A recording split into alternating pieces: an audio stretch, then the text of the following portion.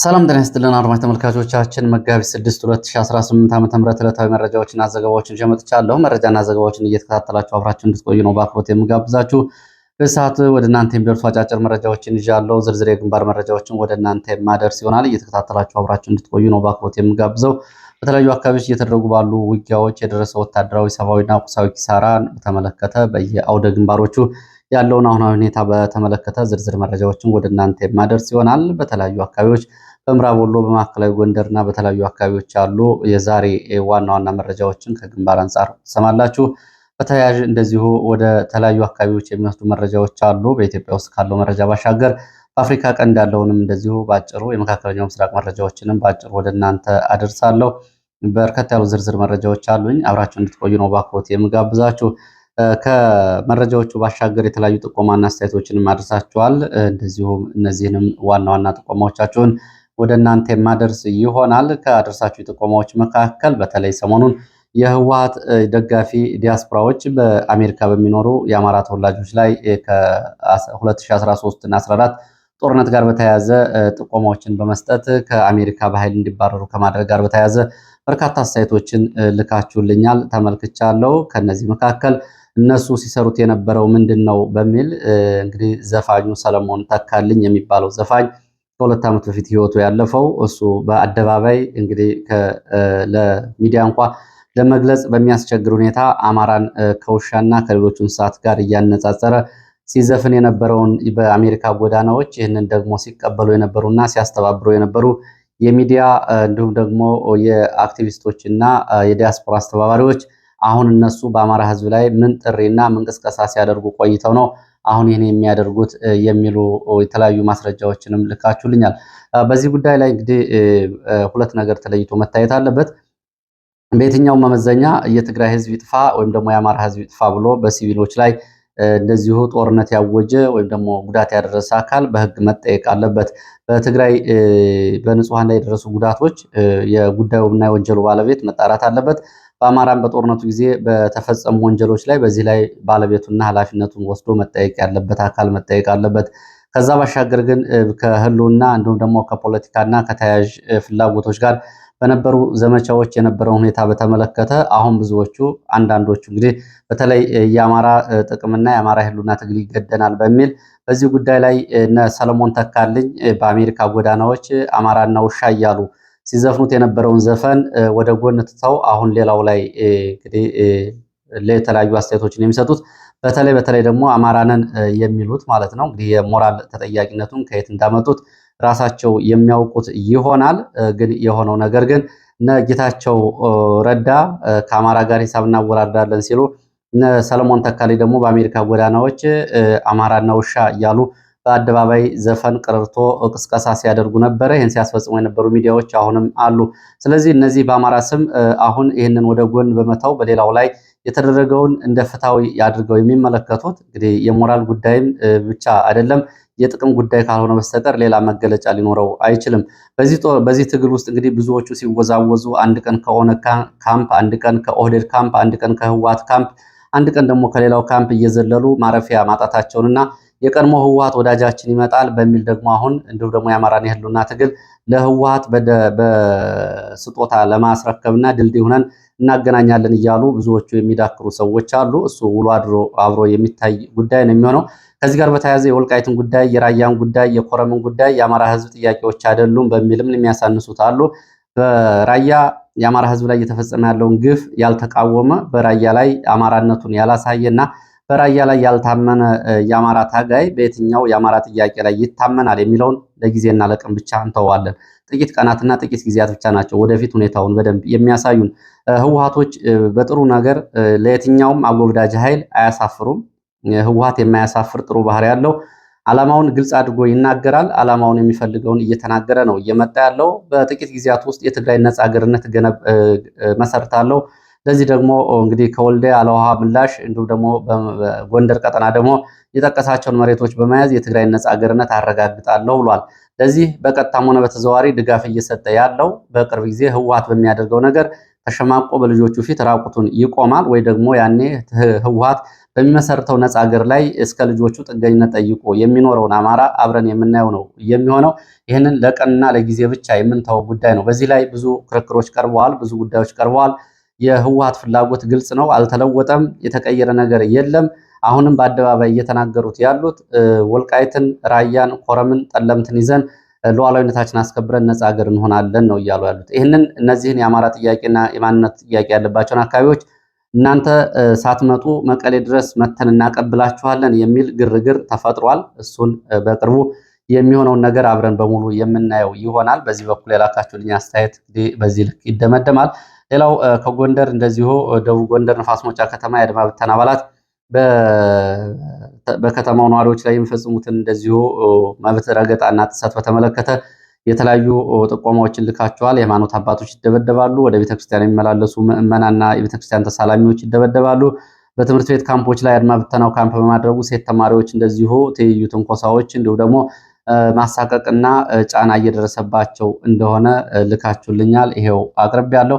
ይህ እንግዲህ በግልጽ ብዙ የሃይማኖት ተቋማት፣ ማህበራዊ አገልግሎት ተቋማትን የአድማ ብተናና የመከላከያ አባላት ጊዜያዊ ካምፕ በማድረግ ከሚፈጽሟቸው በደሎች መካከል ማሳያ ነው። ሌላው ወልዲያ ነው። ከወልዲያም እንደዚሁ አቤቱታና ጥቆማ ልካቸዋል። የወልዲያ ዩኒቨርሲቲ መምህራን ሰራተኞች የካቲት ወር ደመወዝ አልተከፈለንም፣ በዚህ ምክንያት ተቸግረናል የሚል አቤቱታ አቅርባቸዋል። የሚመለከተው አካል በአስቸኳይ ምላሽ ሊሰጠን ይገባል የሚሉ ጥያቄዎችን ነው ያቀረባችሁት። የካቲት ወር ደመወዝ መከፈል ከነበረበት ጊዜ 10 ቀናት ዘግይቷል። ወደፊት የሚሆነውን አናውቅም፣ አሁን ተቸግረናል የሚሉ ጥቆማዎችን አድርሳቸዋል። በዚህ በኩል የዩኒቨርሲቲውን ፕሬዚዳንትና የሚመለከታቸውን ለማግኘት ያደረኩት ሙከራ አልተሳካም። ምላሽ የሚሰጡ ከሆነ በሌላ ሰዓት አካትቼ የምመለስበት ይሆናል። ሌላው እንደዚሁ አዲስ አበባ የትራንስፖርት ጭማሪ ጋር በተያያዘ ዛሬ የወጣ መረጃ አለ። በአዲስ አበባ የትራንስፖርት ጭማሪ መደረጉ በአዲስ አበባ በሚኖረው የኑሮ ውድነት ላይ የሚኖረውን ጫና በተመለከተም እንደዚሁ አቤቱታዎችና ቅሬታዎችን አቅርባችኋል። እንግዲህ መቆሚያ ያጣ የኑሮ ውድነት አሁንም ተባብሶ ሊቀጥል እንደሚችል ነው እንግዲህ ወደፊትም ዓለም አቀፍ ሁኔታዎችም አገር አቀፍ ሁኔታዎችም የሚያሳዩት። አሁን ደሞዝ የማይከፈላቸው ሰራተኞች እንዲሁም ደግሞ የትራንስፖርት ሁኔታው የጨመረባቸው ሰራተኞች የኑሮ ሁኔታውን እንዴት ይቋቋሙታል? እንግዲህ ወደፊት አብሮ የሚታይ ነው። ጥቆማችሁ ግን ደርሷል። ሌላው እንደዚሁ በምስራቅ ጎጃም ዞን በባሶ ሊበን ወረዳ ዞብል፣ ጫራ በተባሉ መንደሮች የብልጽግና ሚሊሻዎችና ካድሬዎች የሚፈጽሙትን አስነዋሪ ድርጊት ነው።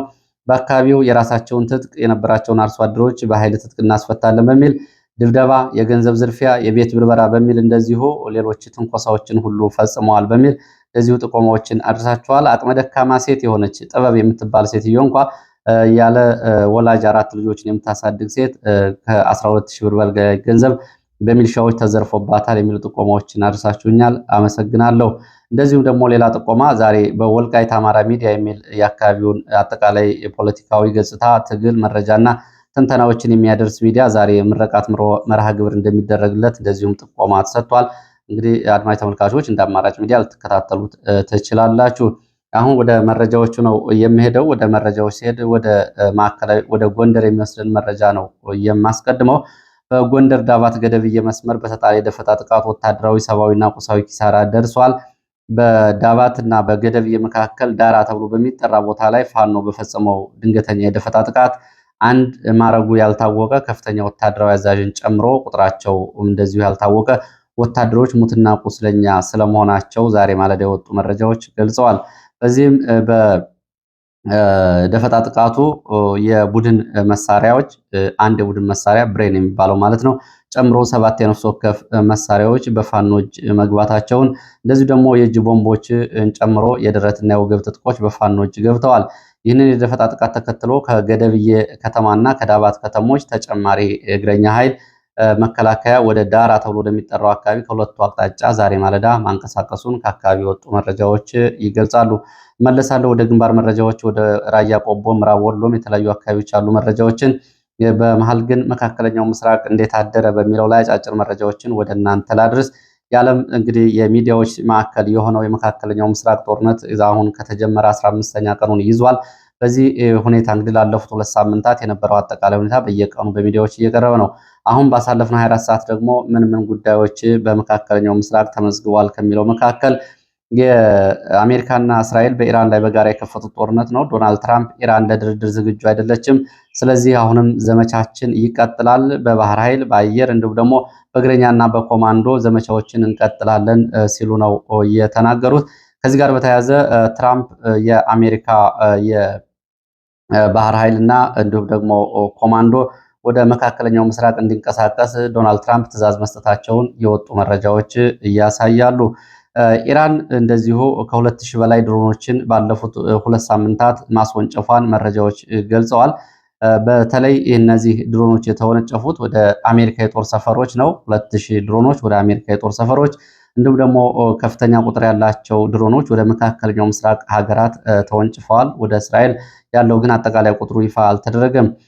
በዚህ የሚሳኤልና የድሮን ጥቃቶች የአሜሪካ የራዳር ማዕከል እንዲሁም ደግሞ የአሜሪካ 11 የጦር ሰፈሮች በኢራን ኢላማዎች ድብደባ ቀላልና ከባድ ጉዳት አስተናግደዋል። በትላንትናው ዕለት በሳውዲ አረቢያ የአሜሪካ የጦር ሰፈር አየር ኃይል ላይ በተፈጸመው የድሮን ጥቃትም እንደዚሁ 6 አውሮፕላኖች ጉዳት ደርሶባቸዋል።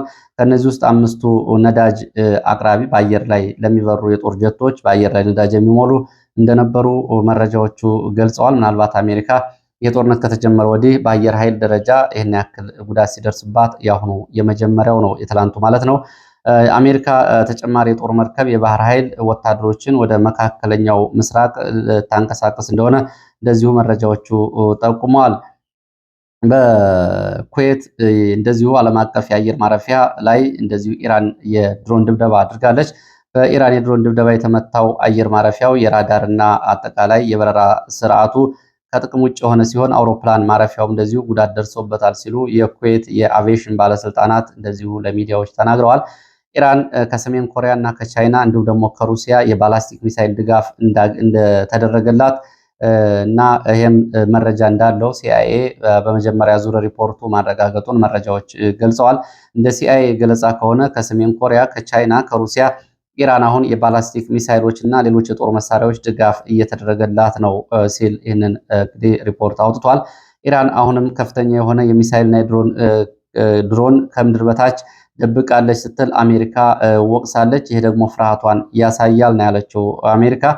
ትራምፕ ቻይናን ጨምሮ ፈረንሳይ፣ ጃፓን፣ ደቡብ ኮሪያ ከአሜሪካ ጎን እንዲቆሙና እንደዚሁም ደግሞ ዘመቻውን እንዲቀላቀሉ ጥሪ አቅርበዋል። የዶናልድ ትራምፕ ጥሪ ብዙዎቹን አስገርሟል። በተለይ ቻይናን የኢራን ወዳጆች የሆኑትን የጦር መርከቦቻችሁን በማሰማራት ከጎናችን ቁሙ ያሉት በተለይ እንደ ቻይና ያሉ ሀገራት የሆርሙዝ ሰርጥ መዘጋቱን ተከትሎ በነዳጅ ማጓጓዝ ከፍተኛ ጉዳት የሚደርስባችሁ እናንተ ስለሆናችሁ ከአሜሪካ የባህር ኃይል ጎን በመሰለፍ የጦር መርከቦቻችሁን ወደ ቀጠናው ልትልኩ ይገባል ነው ያሉት ዶናልድ ትራምፕ።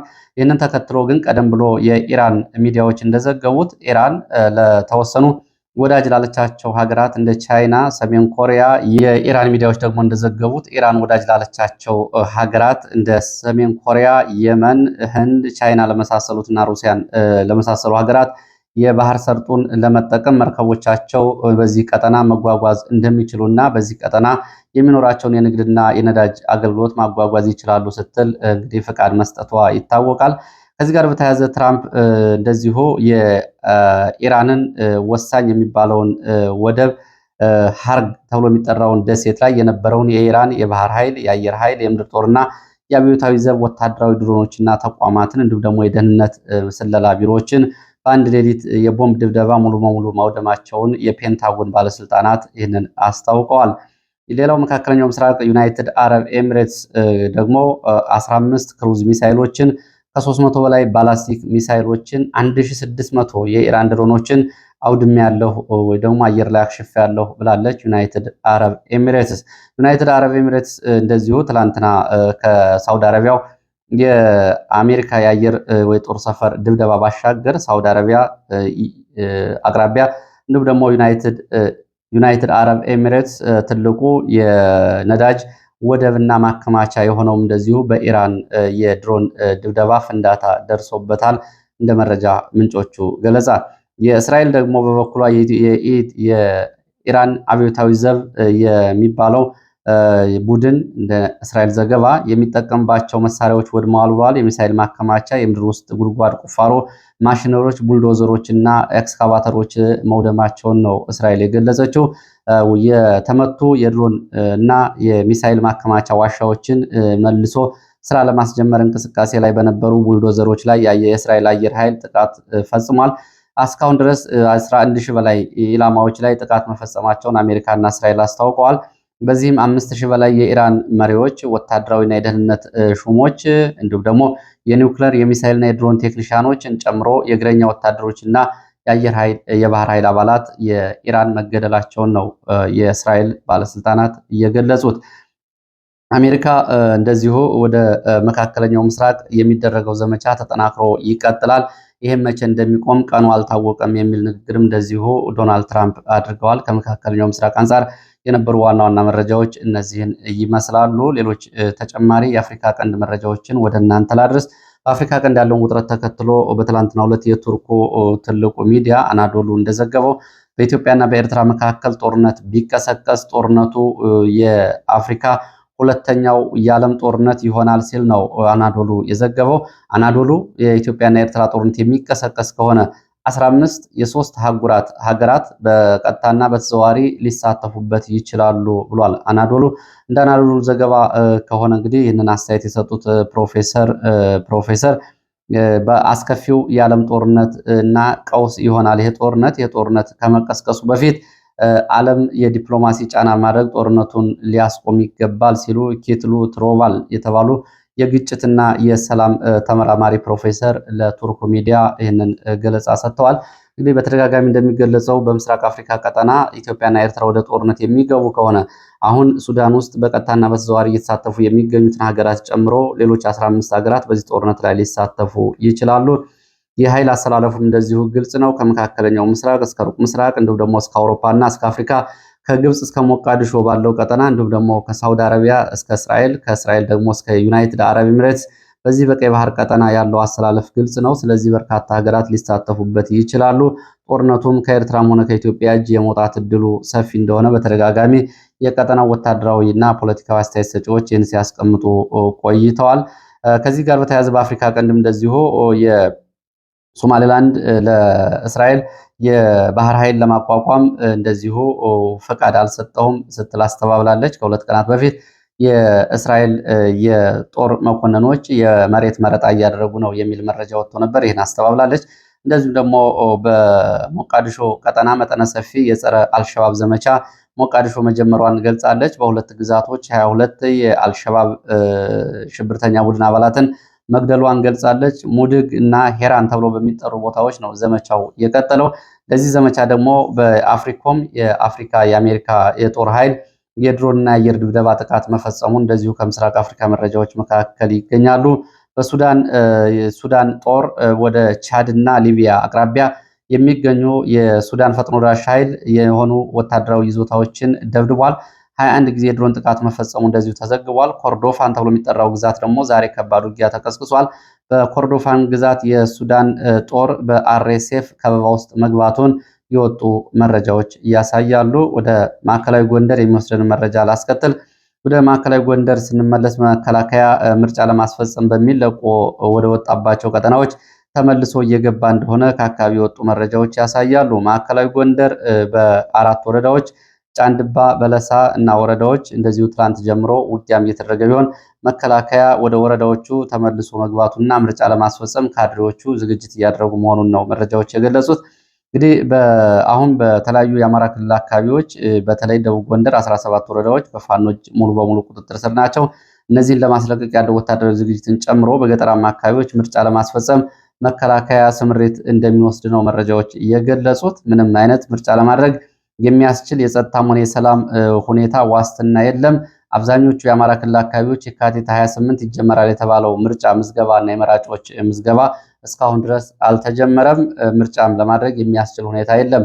ሆኖም ግን አንዳንድ ቦታዎችን በመከላከያ ካምፖች አቅራቢያ ምርጫ ጣቢያዎችን በማቋቋም ምርጫ ተደርጓል ለማለት የብልጽግና ካድሬዎች እንደዚሁ እንቅስቃሴ እያደረጉ ነው። ለዚህ ደግሞ መከላከያ እንዲያስፈጽም እንደዚሁ ኃላፊነት ወስዷል። የሚሆነውን እንግዲህ አብረን የምናየው ይሆናል።